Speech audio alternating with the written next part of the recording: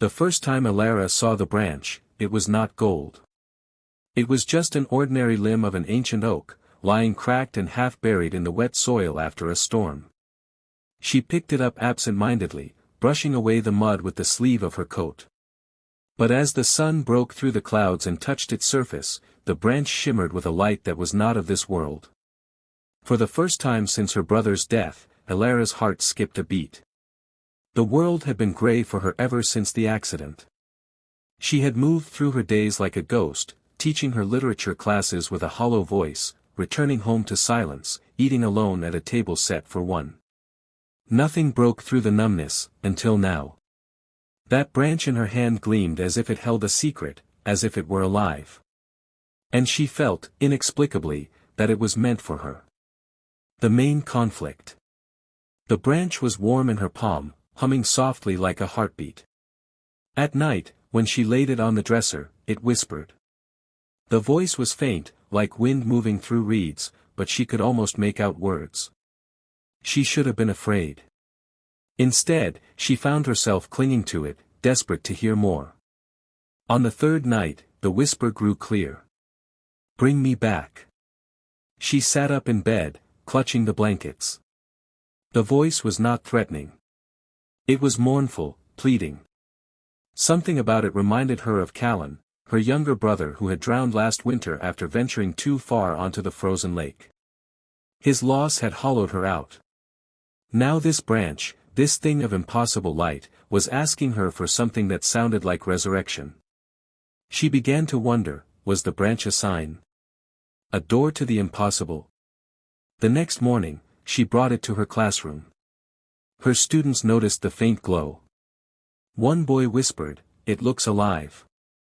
Elara told them it was nothing but a trinket, but as she read aloud a poem about grief, the branch pulsed with light in rhythm to her words. She faltered. The classroom seemed to hold its breath. That night, she dreamed of Callan. He stood on the frozen lake, smiling, holding out his hand. "Follow the branch," he said. "It will bring me home." She woke in tears. For the first time in months, she felt the weight of hope, dangerous, intoxicating hope. Development, the temptation. Elara spent the following days obsessed with the branch. She tested it, placing it in water, holding it against fire, pressing it to her skin. It never burned, never broke, never dimmed. Instead, it seemed to respond to her moods. When she thought of Callan, the gold grew brighter. When she felt despair, it dulled. She confided in no one, not even Mira, her closest friend. Mira had been patient through Elara's grief, checking in every week, bringing food she rarely touched. But Elara feared Mira would dismiss the branch as delusion, a symptom of her sorrow. And perhaps it was. But then came the second message. At the heart of the forest, you will find the way. The words came not as whispers, but carved into her bathroom mirror the next morning, though no hand had touched it. Elara stared at the message with shaking hands. The forest. The way. That afternoon she drove into the woods outside town. She parked by the old trail where she and Callan had walked as children. The trees loomed silent, branches skeletal in the winter air. She carried the golden branch with her, and with each step, it glowed brighter, guiding her deeper into the woods. Hours passed, and the forest thickened. When she was ready to turn back, she stumbled into a clearing she had never seen before. At its center grew a tree unlike any other, black bark, leaves like shards of glass, roots coiling above the ground. At its base, the snow melted in a perfect circle. The branch in her hand blazed. And then, a voice from behind her. "You shouldn't be here." She turned. Mira stood there, pale and trembling, her breath fogging in the cold air. Rising tension, the choice. "Mira? How, what are you doing here?" Elara stammered. "I followed you," Mira said. Her eyes darted to the branch. "I had to." "Elara, that thing is dangerous." Elara held it protectively against her chest. "You don't understand. It's calling me." It can bring Callan back. Myra's face twisted with grief of her own. Elara, I loved Callan too. But this isn't him. It's something else. Can't you feel it? Elara shook her head violently. You don't hear it like I do. You don't dream of him. Myra's voice broke. And if it's not him? If it's something that wants to use you? Before Elara could answer, the black tree stirred. Its branches groaned, and the ground beneath them quaked. A hollow opened at its base, revealing a dark passage leading underground. The branch in Elara's hand burned like fire, urging her forward. She took a step.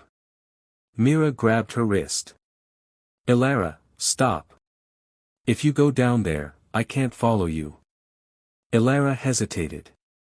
The hollow smelled of earth and decay. But she thought of Callan's laugh, the way he used to chase her through these very woods. She thought of the silence at her dinner table, the emptiness of her apartment, the cold ache in her chest. I have to try, she whispered. And she tore her wrist free. Climax, the descent. The tunnel swallowed her in darkness. The golden branch lit her way, casting flickering shadows on the wet stone walls. The deeper she went, the louder the whispers grew, no longer faint but echoing in her mind. Closer. Bring me closer. At last she emerged into a cavern where a pool of water shimmered with golden light. And there, rising from the water, was Callan.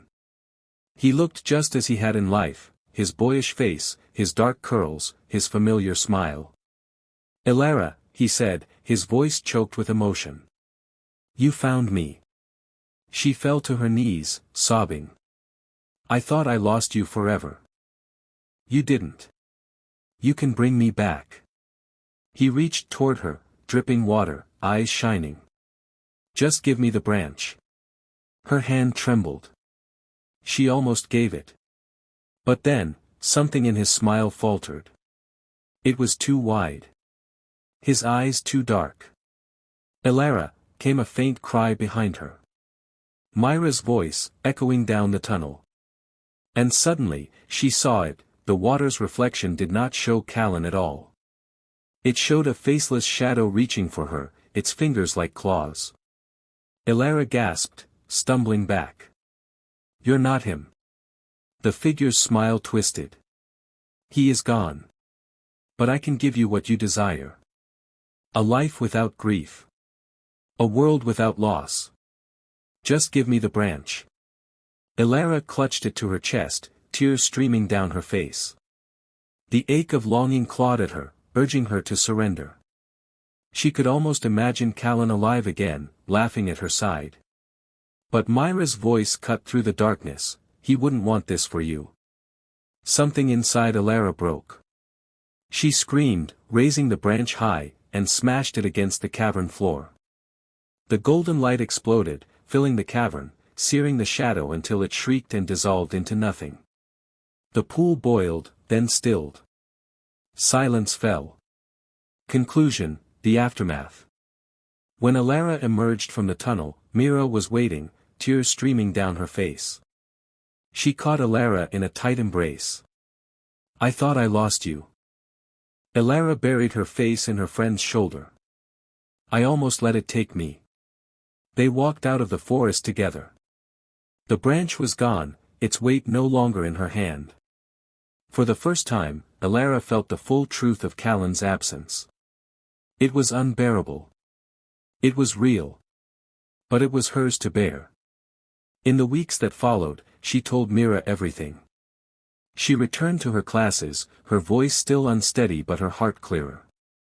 When her students asked her about loss in the poems they read, she did not shy away. She told them that grief was a wound that never closed, but one that could teach them how to live. One evening, as she walked past the lake where Callan had died, she thought she saw a flicker of gold in the water. She froze, but it was gone as quickly as it came. Was it just the sunset? Or something else, something waiting? She didn't know. But this time, she kept walking.